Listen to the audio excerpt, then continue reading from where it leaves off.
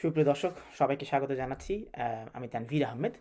দর্শক, আপনারা জানেন যে যুক্তরাজ্যের অক্সফোর্ড বিশ্ববিদ্যালয়ের উদ্ভাবিত এবং অ্যাস্ট্রাজেনেকা ফার্মাসিউটিক্যালস কোম্পানি যেই করোনা ভাইরাসের ভ্যাকসিনটি আবিষ্কার করেছে, সেটি নিয়ে নতুন ধরনের সংকট তৈরি হয়েছে।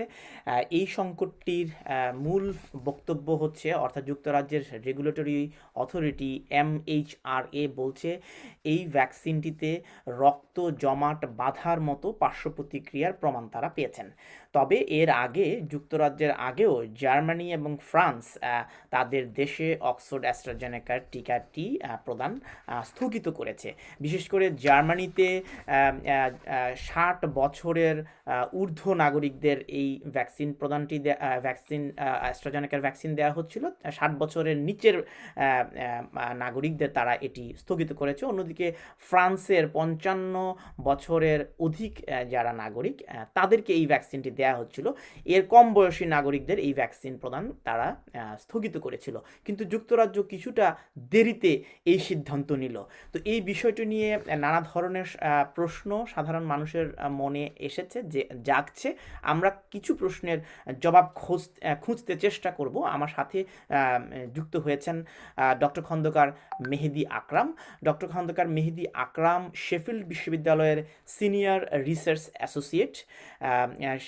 তিনি এর আগে লন্ডনের ইম্পেরিয়াল কলেজেরও রিসার্চ অ্যাসোসিয়েট হিসেবে কাজ করেছেন। আপনাকে স্বাগত জানাচ্ছি ডক্টর খন্দকার মেহেদী আকরাম। ধন্যবাদ তানভীর ভাই আমাকে সাথে নেওয়ার জন্য।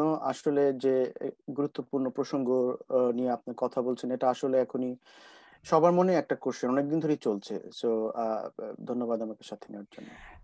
আমি আপনার কাছে জানতে চাইবো যে যেই সংকটটা মার্চ থেকে শুরু হলো, জার্মানি বা ফ্রান্স তাদের দেশে সেটি স্থগিত করে দিল, যুক্তরাজ্য এই বিষয়টিতে এসে এত দেরিতে সিদ্ধান্ত নিল, এর পেছনের কি কারণ আপনার কাছে মনে হচ্ছে? হ্যাঁ, ধন্যবাদ। আসলে গোটা মার্চ জুড়ে বা মার্চের প্রথম সপ্তাহ থেকেই কিন্তু ইউরোপে যে একটা বিষয় আসছে, এবং আপনারা জানেন যে ইউরোপের অনেকগুলো দেশ, এখানে ফ্রান্স, জার্মানি, নেদারল্যান্ডস এবং আরো অনেকগুলো দেশ কিন্তু অ্যাস্ট্রাজেনিকার ভ্যাকসিন কার্যক্রম অনেকটা সাময়িকভাবে স্থগিত করেছে। এবং তার পেছনে তারা যে যুক্তিটা দিচ্ছে যে তাদের দেশে ভ্যাকসিন দেওয়ার পরে বেশ কয়েকজনের পার্শ্ব প্রতিক্রিয়া হয়েছে, সিভিয়ার অ্যাডভার্স ইফেক্ট যেটাকে বলে, এবং তারা সেটাকে বলছে যে blood clot related adverse effect বা রক্ত জমাট বাঁধা জনিত জটিলতা। যে জটিলতাগুলো স্পেসিফিকলি তারা বলেছে যে এই জটিলতা মোস্টলি যেটা হয়েছে সেটা হইতেছে, আমরা সহজ ভাষায় যেটা বলি যে সেরিব্রাল ভেনাস সাইনাস থ্রম্বোসিস, বা মস্তিষ্কের যে ভেন, সেই ভেনে রক্ত জমাট বাঁধা বা ব্লাড ক্লট। এটাই হচ্ছে আসলে মেইন অ্যাডভার্স ইফেক্ট ছিল।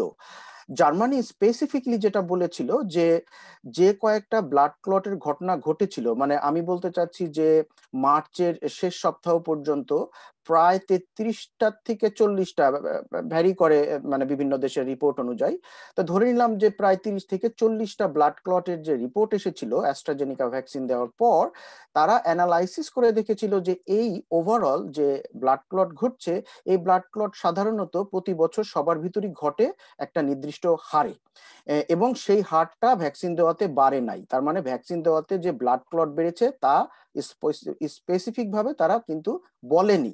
তারা বলেছে একটা স্পেসিফিক কন্ডিশন, যেটাকে বলা হয় যে সেরিব্রাল ভেনাস সাইনাস থ্রম্বোসিস। আপনারা এই নামটা এখন বারবার শুনছেন, যে ব্রেনে রক্ত জমাট বাঁধা। ব্রেনের যে ধমনী সেখানে এই সরি, ব্রেনের যে আপনার শিরা সেখানে রক্ত জমাট বাঁধে। জার্মানি তাদের কেসটা যেভাবে রেজ করেছিল আপনার, সেখানে তারা বলেছিল যে তাদের যে যতগুলো ক্লটের ঘটনা ঘটেছে অ্যাস্ট্রাজেনিকা ভ্যাকসিন দেওয়ার পরে, ওই ঘটনার ভেতরে 7টার ভেতরে 6টা কেসে তারা দেখেছে যে সেরিব্রাল ভেনাস সাইনাস থ্রম্বোসিস, যেখানে হওয়া কথা ছিল 7টার ভিতরে একটা সেরিব্রাল ভেনাস সাইনাস থ্রম্বোসিস। তারা বলতেছে যে সম্ভবত এই মাথায় যে রক্তক্ষরণ বা ব্রেনের যে রক্তক্ষরণ, তার সাথে ভ্যাকসিনের সম্পর্ক থাকলেও থাকতে পারে। কিন্তু এই রিপোর্টটা যখন আপনার এমা, হ্যাঁ, ইউরোপিয়ান মেডিসিন এজেন্সিকে জানানো হলো, ইউরোপিয়ান মেডিসিন এজেন্সি কিন্তু এটা নিয়ে তখন তারা অ্যানালাইসিস করলো।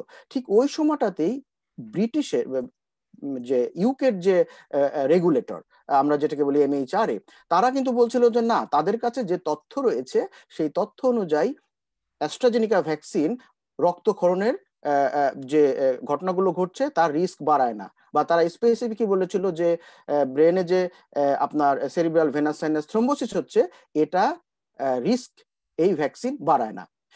তার কারণ হচ্ছে ঠিক ওই সময়টিতে আপনার কোশ্চেনটা ছিল যে কেন ইউরোপে প্রথমে রিপোর্ট আসলো মার্চের দিকে, এখন কেন ইউকেতে সেই রিপোর্টটা আসছে। তার কিন্তু অনেকগুলো কারণ আছে। আমি সহজ করে খুব সহজে বলি যে আপনি যদি খেয়াল করেন যে ব্লাড ক্লটটা আসছে কাদের ভিতরে, ব্লাড ক্লটটা যেটা এসেছে এখন পর্যন্ত ইয়াংদের ভিতরে, তার মানে 55 বছরের বয়সের নিচে যারা, তাদের ক্ষেত্রে এই ব্লাড ক্লটের কয়েকটা সাইড ইফেক্ট, যদিও আমি আবারও বলছি এটা ভেরি রেয়ার সাইড ইফেক্ট যেটা ঘটছে, সেটা কিন্তু এই ইয়াংদের ভিতর, মানে বিলো 60, মোর স্পেসিফিক্যালি অ্যাকচুয়ালি বিলো 55, 55 নিচে মানুষের ভিতরেই কিন্তু এই ব্লাড ক্লটটার ঘটনা ঘটেছে, এবং 90% ক্ষেত্রে এটা ঘটেছে মহিলাদের ক্ষেত্রে।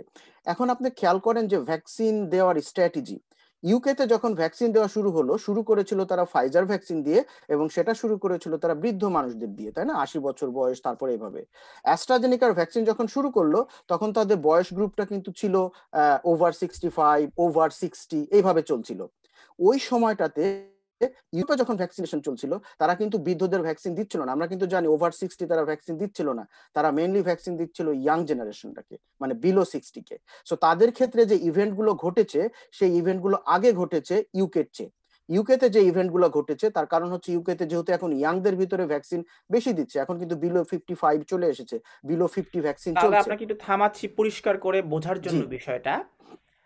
যুক্তরাজ্য বয়োজ্যেষ্ঠ নাগরিকদের আগে ভ্যাকসিন প্রদান শুরু করার কারণে তাদের কাছে এই কেস স্টাডিগুলো শুরুর দিকে আসেনি, কিন্তু জার্মানি বা ইউরোপ তরুণদের আগে ভ্যাকসিন প্রদান শুরু করার কারণে এই মস্তিষ্কের রক্তক্ষরণের কেস স্টাডিটা তারা আগে পেয়েছে। বিষয়টা কি তাই? এটা একটা প্রধান কারণ আমার কাছে যতটুকু মনে হয়েছে, যে এজ গ্রুপের কারণে আমরা দেখতে পেয়েছি যে ইউরোপে রিপোর্টগুলো আগে এসেছে, ইউকেতে এখন রিপোর্ট আসছে। ইউকেতে আর একটা রিপোর্টের একটা প্রবলেম হচ্ছে, ইউকেতে মার্চের 18 তারিখে যখন তারা রিপোর্ট করলো অ্যাস্ট্রাজেনিকা এবং অক্সফোর্ড তাদের ট্রায়ালের রিপোর্ট যখন এমএইচআর কে রিপোর্ট করেছিল, তখন তারা মাত্র বলেছিল যে 5টা ক্লটের ঘটনা ঘটেছে। ঠিক ওই সময় ভ্যাকসিন দেওয়া হচ্ছে আপনার 11 মিলিয়ন মানুষকে, ততদিনে অ্যাস্ট্রাজেনিকার ভ্যাকসিন দেওয়া হয়েছে। তো তাদের স্ট্র্যাটেজি বা স্ট্যাটিস্টিক্সটা ছিল ইউকেতে যে 11 মিলিয়ন ভ্যাকসিনেশনের ভিতরে 5 জনের রক্ত জমাট বাধাজনিত জটিলতা দেখা দিয়েছে। এটা তখন ছিল 18 তারিখের রিপোর্ট অনুযায়ী এমএইচআর এ। কিন্তু এখন আমরা যত কথা বলছি এই রিপোর্টটা আপডেটেড টু 22 তারিখের মার্চ মাস পর্যন্ত। এখন আচ্ছা, আমি 22 তারিখের। জি, আমি একটু আপনাকে থামাচ্ছি। জি, আমাদের মধ্যে অনেকের কাছে একটা প্রশ্ন জাগছে, যারা এই ভ্যাকসিনটা নিয়ে নিয়েছেন অলরেডি, অর্থাৎ এখন তো যুক্তরাজ্যে 50 বছর বয়সের নাগরিকদের ভ্যাকসিন প্রদান চলছে। হ্যাঁ, তো এদের মধ্যে যারা নিয়ে নিয়েছেন, এই রক্ত জমাট বাঁধা যে পার্শ্ব প্রতিক্রিয়া বা রোগটা হতে পারে, এর চূড়ান্ত পরিণতি আসলে কি হতে পারে? যারা অলরেডি ভ্যাকসিন নিয়ে নিয়েছেন তাদের জিজ্ঞাসা এটি, যে আমার কি তাহলে রক্ত জমাট বাঁধবে, বা রক্ত জমাট বেঁধে গেলে এর চূড়ান্ত গন্তব্য কি হবে? না, এখন একটা জিনিস মানে এই ধরনের রোগগুলোর ক্ষেত্রে কেস স্টাডিতে কি হয়, একজন একজন ডাক্তার হিসাবে আপনার কাছে কি মনে হয়, এই যে মস্তিষ্কের নির্দিষ্ট ভেইনের মধ্যে রক্ত জমাট বেঁধে গেলে উম, বা এই এই ধরনের কি কি আর রোগ হয়? না, এখন একটা জিনিস কিন্তু খেয়াল করতে হবে, আমাদেরকে বুঝতে হবে যে রিস্ক এবং বেনিফিট ব্যালেন্সিংটা এবং কাদের হচ্ছে, এবং এটা যেহেতু ভ্যাকসিন এখন আন্ডার ইনভেস্টিগেশনে চলছে, অনেক অনেক ব্যাপারগুলো ঘটবে, শুধু অক্সফোর্ডের ক্ষেত্রে যে ঘটবে তা না, আরো ভ্যাকসিনের ক্ষেত্রে ঘটবে। যে ইভেন্টটা ঘটেছে সেটা ইউকের কথা আমি বলি, যে প্রতি 6 লক্ষ মানুষে একজনের ক্ষেত্রে এই যে রক্ত জমাট বাঁধা জনিত যে সমস্যাটা, এটা ঘটেছে। হ্যাঁ, এবং এটা এটা ধরা হচ্ছে যে এটা একটা খুব রেয়ার ইভেন্ট। এখন স্পেসিফিকলি ব্রেনে যে রক্ত জমা বাঁধা যে ব্যাপারটা আমি বলছি, বা ব্রেনে যে ক্লটটা হয়, এই ক্লটটা অবশ্যই মারাত্মক রোগ, এবং এই ক্লট হলে মৃত্যুর ঝুঁকি অনেক হয়, মানে এটা একটা সিভিয়ার প্রবলেম, একটা সিভিয়ার অ্যাডভার্স ইফেক্ট। এটা সবার হয় না, এটা হতে পারে কাদের, এখন সেটা খুঁজে বের করা হচ্ছে। তবে যতটুক ওয়ার্নিং দেওয়া হয়েছে যে যাদের রক্ত জমাট বাঁধা জনিত ঘটনা বা ক্লট হিস্ট্রি রয়েছে, তারা কিন্তু এই ভ্যাকসিন সম্ভবত আর নিতে পারবে না। যারা বিভিন্ন ওয়ারফারিন অথবা হেপারিন জাতীয় ওষুধ যারা সেবন করে বা নেয়, হ্যাঁ, যাদের হার্ট কন্ডিশনের জন্য নেয়, স্ট্রোকের জন্য নেয়, তারা কিন্তু আর এই ভ্যাকসিন আর নিতে পারবে না সম্ভবত।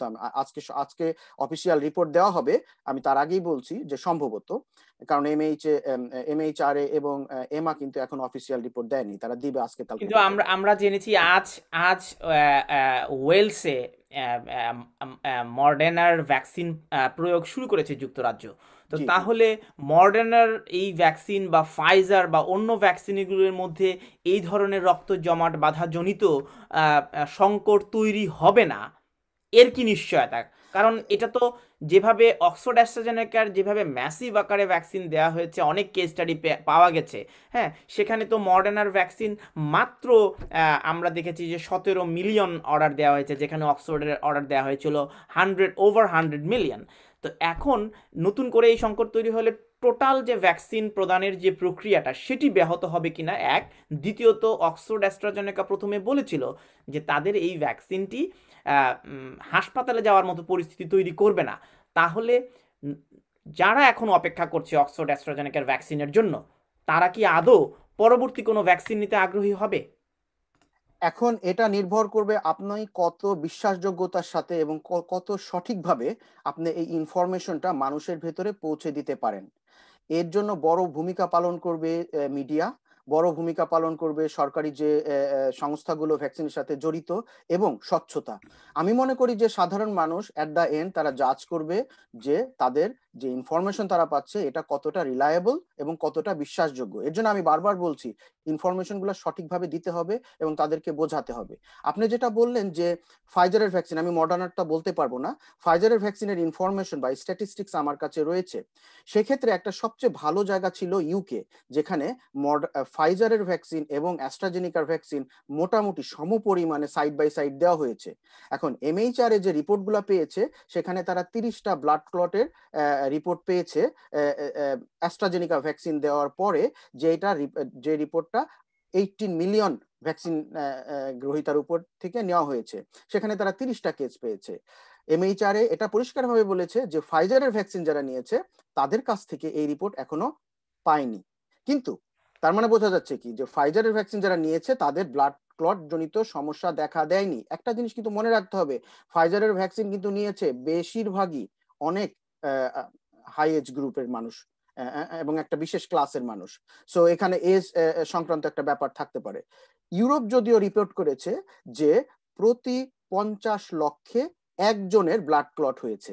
এখন কম্পেয়ার করেন, ইউরোপে প্রতি 50 লক্ষকে ফাইজার ভ্যাকসিন দেওয়াতে একজনের ব্লাড ক্লট রিলেটেড ইভেন্ট ঘটেছে, কিন্তু এটা সংখ্যায় কিন্তু অনেক কম, যেটা অ্যাস্ট্রাজেনেকার ক্ষেত্রে ঘটেছে প্রতি 6 লক্ষে একজনের ইউকেতে।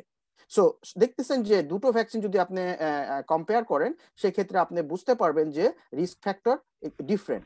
এখন এনশিওর করতে হবে যে কোন গ্রুপের জন্য অক্সফোর্ড ভ্যাকসিনটা রিস্কি এবং কোন গ্রুপের জন্য এটা সেফ।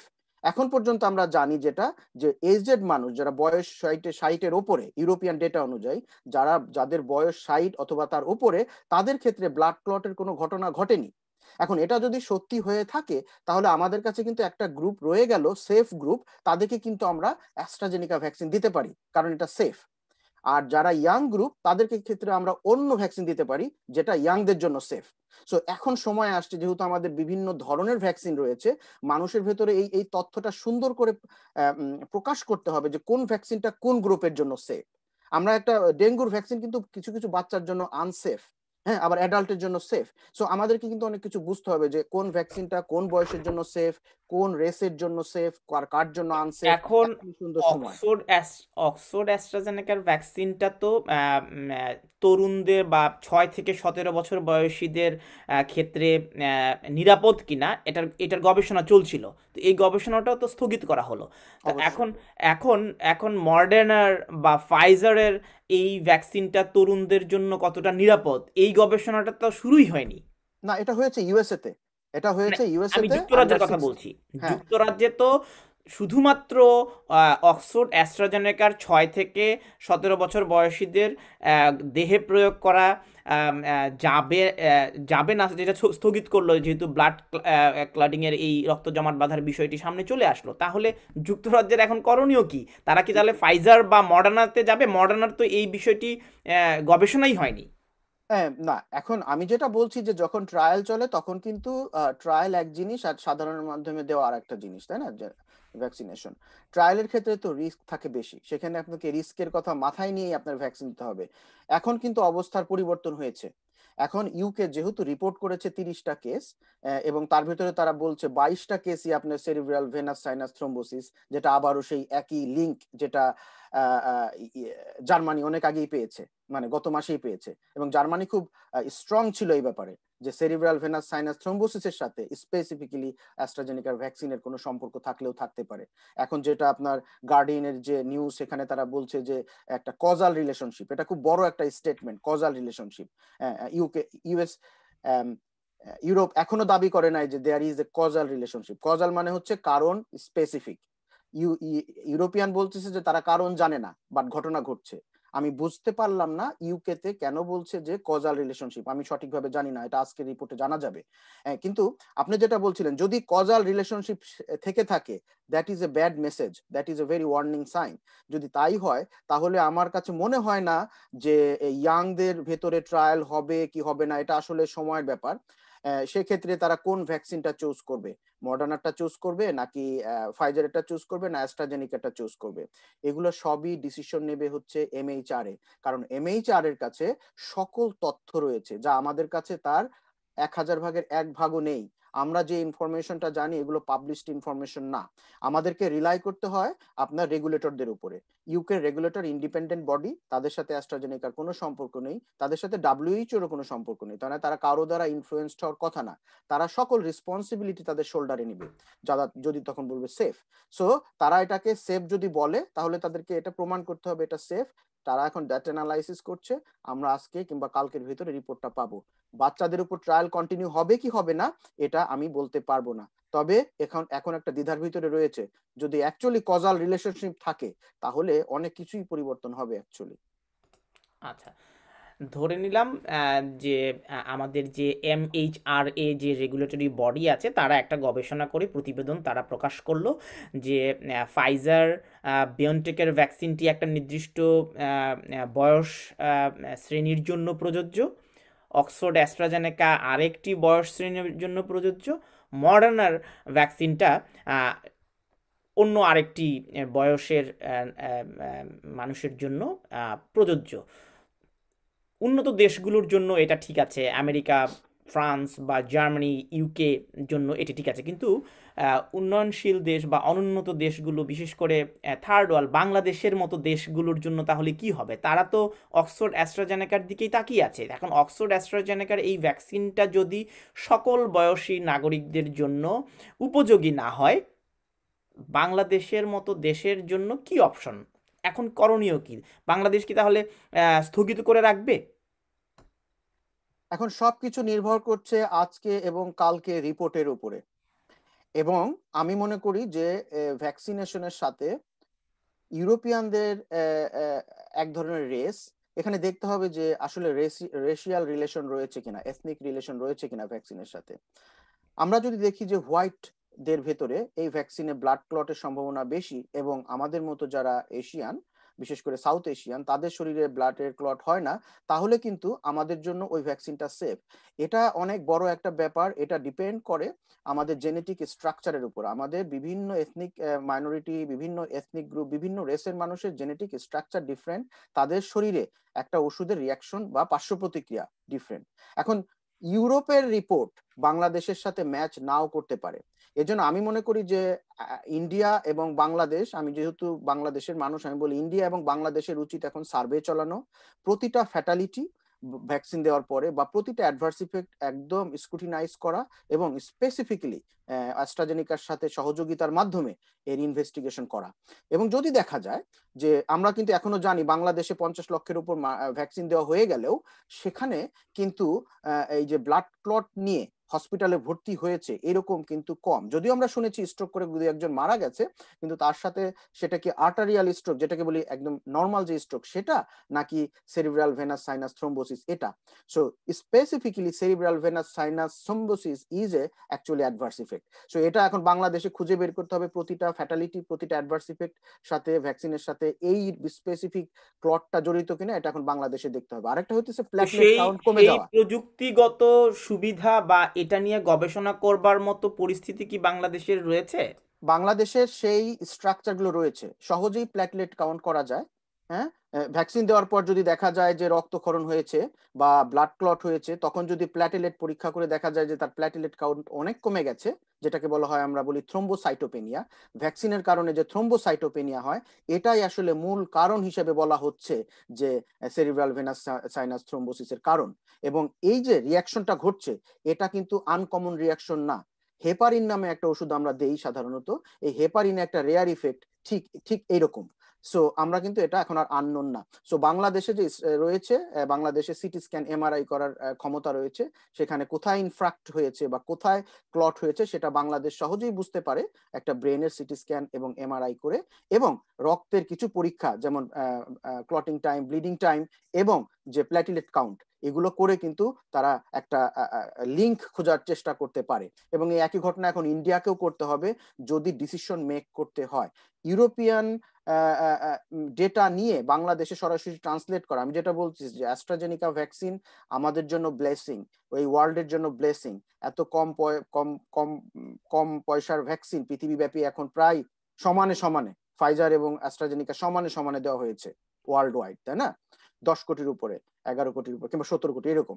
তো এই যে ভ্যাকসিনটা দেওয়া হয়েছে এটা কিন্তু বন্ধ করা এত সহজ না বা উচিত হবে না। তাহলে কি করতে হবে? আমাদেরকে রিস্ক ফ্যাক্টরগুলোকে বের করে সেই স্পেসিফিক রিস্ক ফ্যাক্টরের উপর বেসিস করে এখন আমাদেরকে ভ্যাকসিনেশন কার্যক্রম চালাতে হবে। এই যে low and middle income country যেগুলো, সেখানে এর জন্য দরকার আমি একটু গবেষণা। থামাচ্ছি। জি। এম এমএইচআর এ নতুন করে যে গবেষণাটা করছে এই রক্ত জমাট বাঁধার বিষয়টি নিয়ে, তারা এই গবেষণা প্রতিবেদনে যদি কারণ বের করতে পারে তাহলে কি ভ্যাকসিনের ইনগ্রিডিয়েন্টস প্রস্তুতটা কি আবার নতুন করে হবে?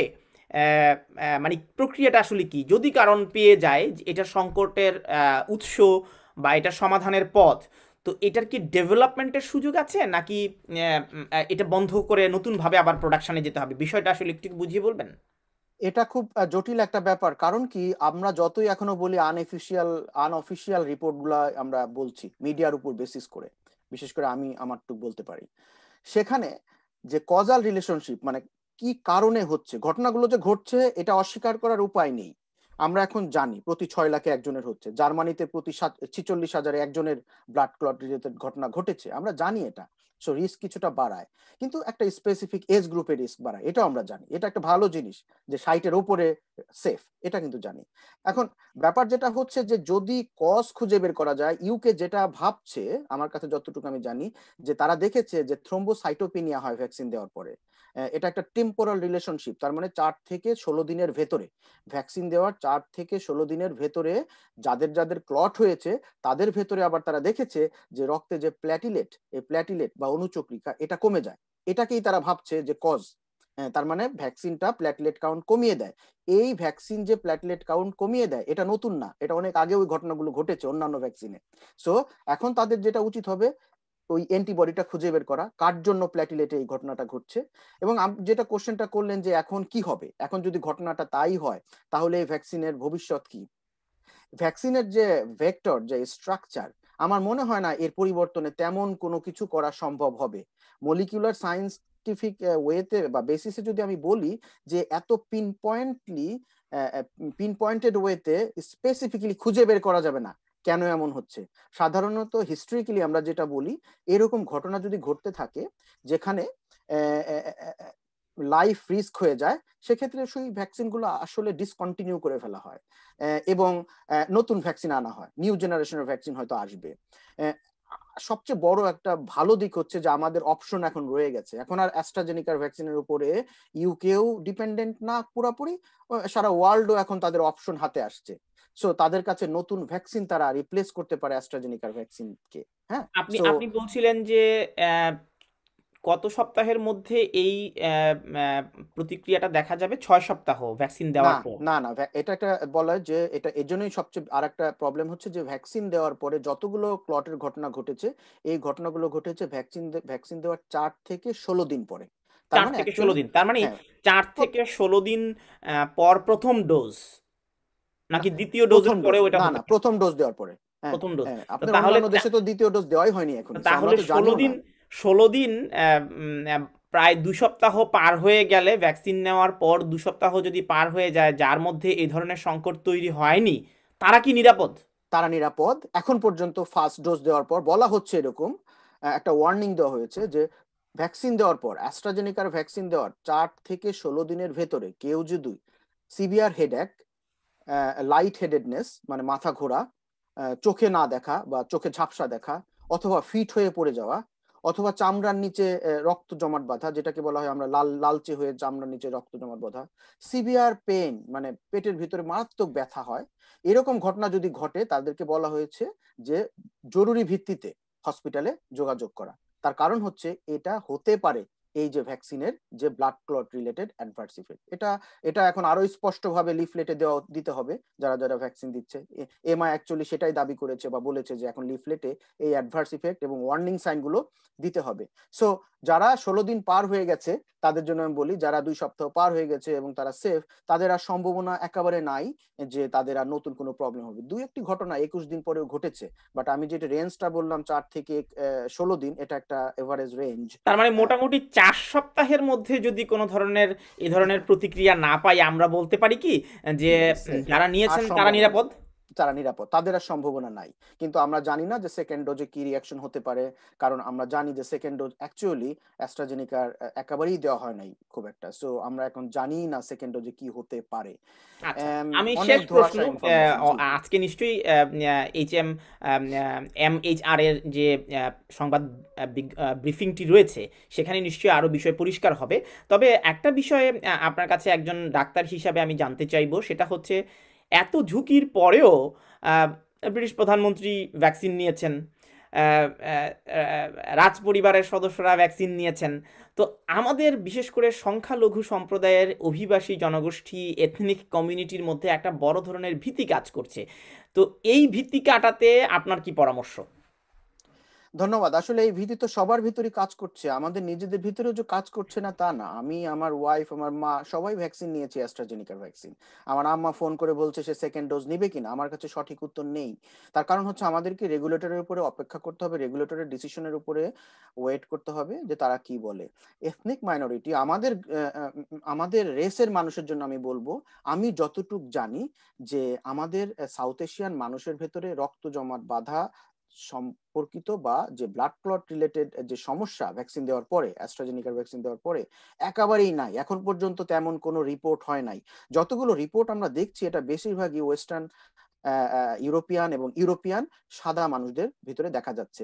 তবে আমি মনে করি এখনই সময় এমএইচআর এটা রেশিয়ালি ডিস্ট্রিবিউশনের মাধ্যমে তাদেরকে বোঝানো উচিত এমন ভাবে, যেমন আমরা এখন জানি মহিলারা বেশি রিস্কের ভিতরে আছে, প্রায় 98% এফেক্টেড মানুষই ছিল মহিলারা। এবং আমরা জানি এজ গ্রুপ 55 নিচের বয়সে, 55 উপরে যারা যারা আছেন তারা সেফ। সো এই জিনিসগুলো যদি এখন বলেছে আমরা জানি, এখন যদি রেসটাও বলে দেয় তাদের গবেষণা থেকে, কারণ আমার কাছে তো ডেটা নেই, যদি কিন্তু রেসটাও বলে আমরা দিত। আমরা আমরা একদম করোনা ভাইরাসের শুরুর দিকের সংবাদ যদি আমরা আবার মনে করি, সেখানে তখন অনেকেই অনেক বাংলাদেশিরা বিদেশ থেকে বাংলাদেশে গিয়ে কোয়ারেন্টিনে ছিলেন, তারা তখন চিৎকার করে করে বলছেন এই করোনা বাঙালিদের হয় না, এইটা শুধু সাদাদের হয়, কালো চামড়াদের হয় না।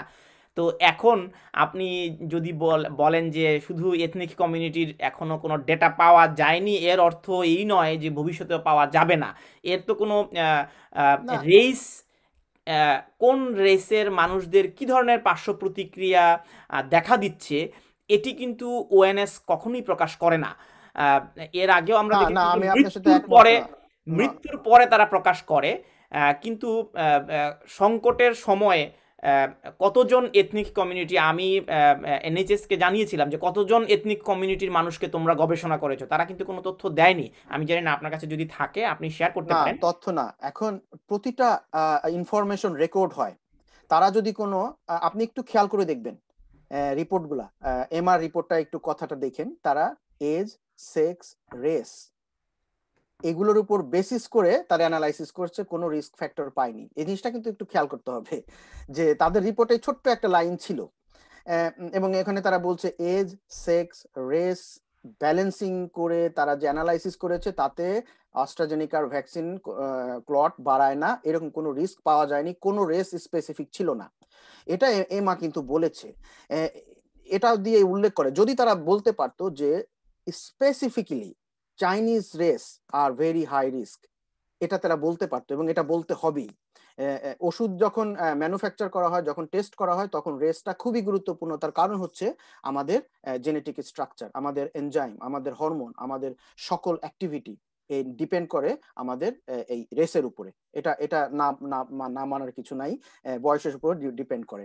সো আমি যেটা বলছি, বাংলাদেশিদের জন্য এখন পর্যন্ত আমাদেরকে এমএইচআর এর আজকে কিংবা কালকে রিপোর্টের জন্য অপেক্ষা করতে হবে।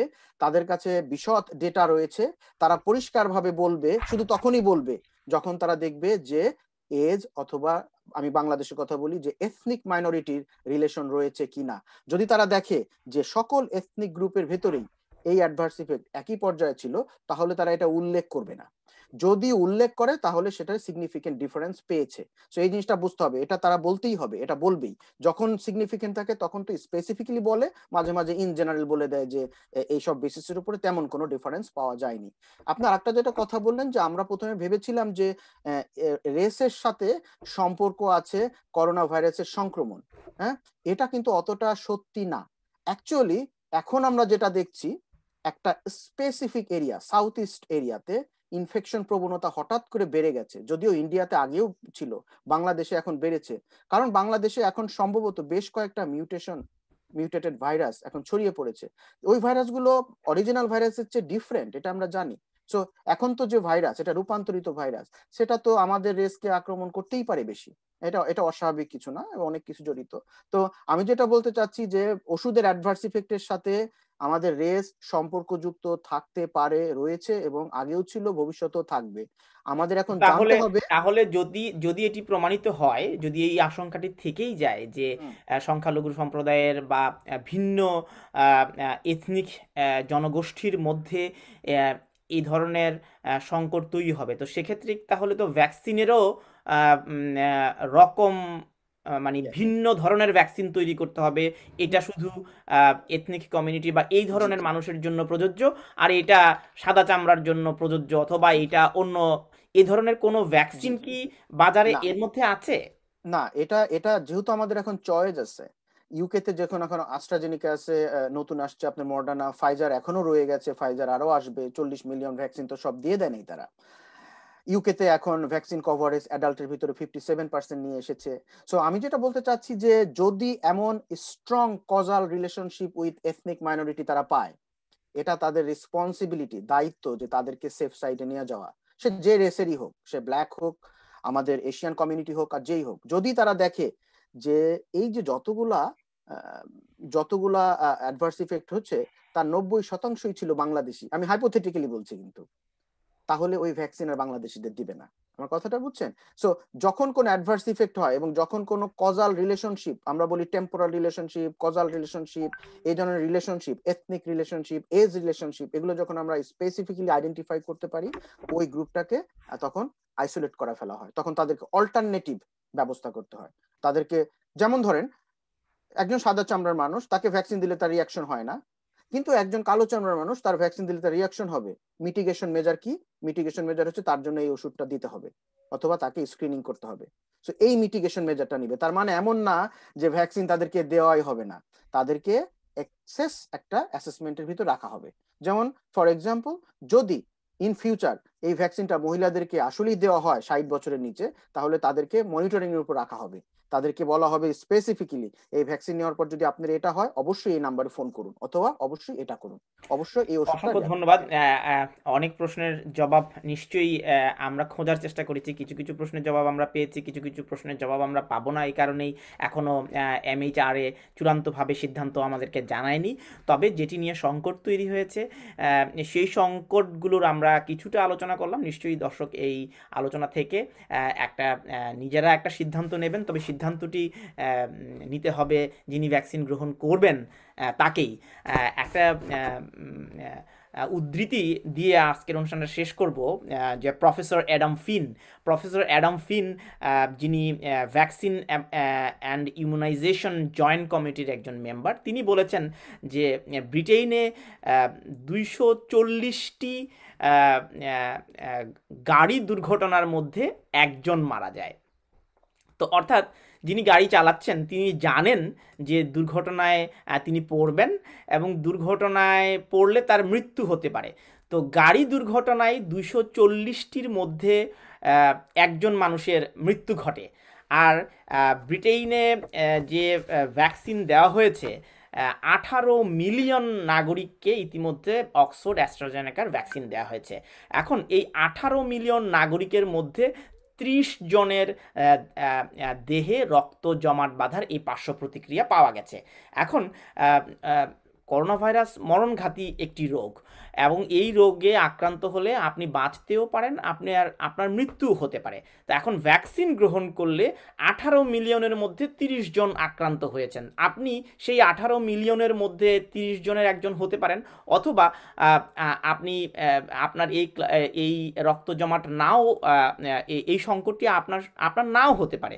তো এখন সিদ্ধান্ত আসলে আপনি করোনা ভাইরাসে